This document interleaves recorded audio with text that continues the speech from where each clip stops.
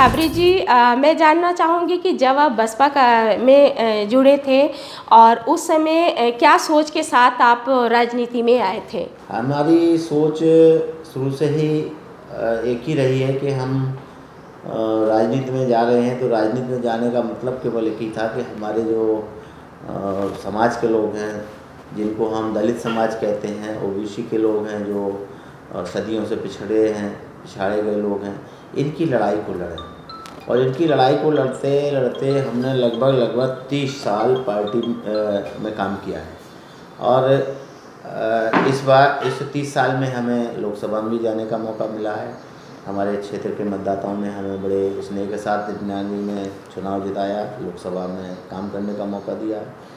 तो फिर क्या ऐसी दिक्कतें आई कि आपको बीएसपी छोड़नी पड़ी और आपको कांग्रेस ज्वाइन करना पड़ा?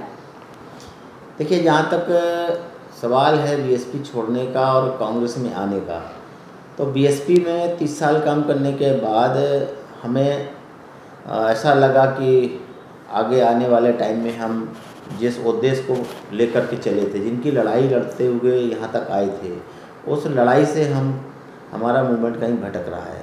तो हमें ऐसा लगा कि हमें इस लड़ाई को लड़ने के लिए कोई ऐसा मजबूत फ्रंट देखना होगा जहाँ पर हम उस लड़ाई को लड़ते रहें।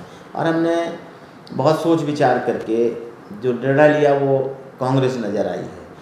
तो जब आप लोकसभा में थे, सांसद थे, तब आपके किस तरह के इस इलाके के मुद्दे थे? किन मुद्दों पे आपने फोकस किया था कि जनता को ज़रूरत थी? ऐसा जो हमारे सामने मुद्दे थे, जैसे जिस जगह से हम चल के आए, हमने उस समय देखा छात्र जीवन में कि हमारे इधर जो मूलभूत आवश्यकताएं हैं, उन आवश्यकताओं की पूर्ति होती नज़र नहीं आ रही है।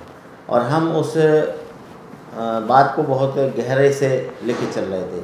जैसे ही हमें मौका मिला 99 में लोकसभा में जाने का, हमने अपने उस इलाके में पीने के पानी की बड़ी समस्या थी, सिंचाई के साधन नहीं थे, हमें आवागमन के साधन जो होते हैं रोड, वो भी बिल्कुल नहीं थे, बिजली तो बहुत दूर की बात थी। जैसे ही हमें मौका मिला तो हमने सबसे पहले इन मुद्दों को हाथ में लिया और उस इलाके में हमने ये सब करके दिया उनको। इसके बाद हकीकत जब हमने देखी कि ये तो हमारा अकेला क्षेत्र नहीं है, पूरे लोकसभा का क्षेत्र भ्रमण करने के बाद हर जगह ऐसी समस्याएं हैं। इन समस्याओं को चैलेंज के रूप में लेकर के हम लगातार काम कर रहे हैं। आज भी हम उसी काम में लगे हुए हैं। तो तब में और अब में क्या आपको अंतर दिख रहा है? हमें तो ऐसा लगता है कि जब हम 99 से 4 तक लोकसभा में रहे, जो लोकसभा के क्षेत्र की जो स्थिति थी, वो आज भी उस स्थिति में बहुत ज़्यादा परिवर्तन नहीं है। जितना परिवर्तन हम उस समय करके आए थे वही लगभग चल रहा है, कोई नई बात नहीं सामने आई है। हमारे बाद यहाँ पर भारतीय जनता पार्टी के सांसद के रूप में लगातार समाजवादी और भाजपा के सांसद रहे, उन्होंने भी इतना कुछ करके नहीं दिया जो हमारे काम को आगे बढ़ा गया। तो जो मुद्दे अधूरे छूट गए थे, तो क्या आप आगे आने वाले चुनाव में उन मुद्दों को पूरा करेंगे? हमारी लड़ाई तो वही है। अगर हमारे क्षेत्र के मतदाता हमें दोबारा अपनी सेवा करने का मौका देते हैं तो जो हमारे अधूरे काम हैं उनको पूरा करेंगे। ब्रजलाल जी, ये मुद्दे तो हर पार्टी के होते हैं, आपका कुछ खास मुद्दा और हो सकता है या है? क्योंकि जब भी चुनाव आते हैं तो लोग यही बोलते हैं हम पानी की समस्या हल करवाएंगे, हम स्कूल बनवा देंगे, स्वास्थ्य केंद्र बनवा देंगे, लेकिन जब चुनाव हो जाते हैं, लोगों को कुर्सी मिल जाती है, तो फिर वो शायद पलटकर उन इलाकों में नहीं देखते हैं। तो उसके बारे में आपकी क्या राय है?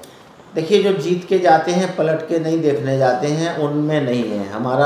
हम चुनाव जीतते हैं तो भी घूमते हैं, लोगों की समस्याओं को देखते हैं, लोगों की समस्याओं का समाधान करते हैं। हम नहीं जीते हैं तो भी हम उनकी समस्याओं को देख रहे हैं। सुबह से शाम तक आने वाले लोगों के साथ बैठ कर के जो भी उनकी व्यक्तिगत हों चाहे सामाजिक समस्या हों, उन समस्याओं में हमारा जो योगदान है, उसी के कारण आज हम गांव-गांव गली-गली पहचाने जाते हैं। भले ही हम गाड़ी में ना हों, लेकिन हमारी गाड़ी निकल जाती है तो बच्चे चिल्लाने लगते हैं कि खाबरी जी निकल गए।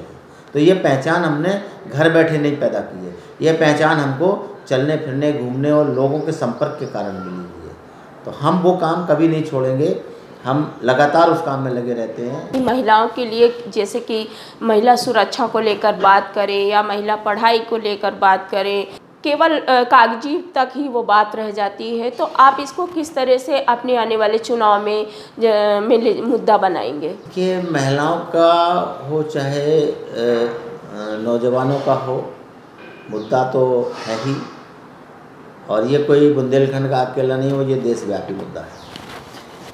जहाँ तक सवाल हमारे इस बुंदेलखंड का है, बुंदेलखंड में महिलाओं के साथ हम बहुत वार्ता कर चुके हैं, बहुत सारे संगठन यहाँ काम कर रहे हैं।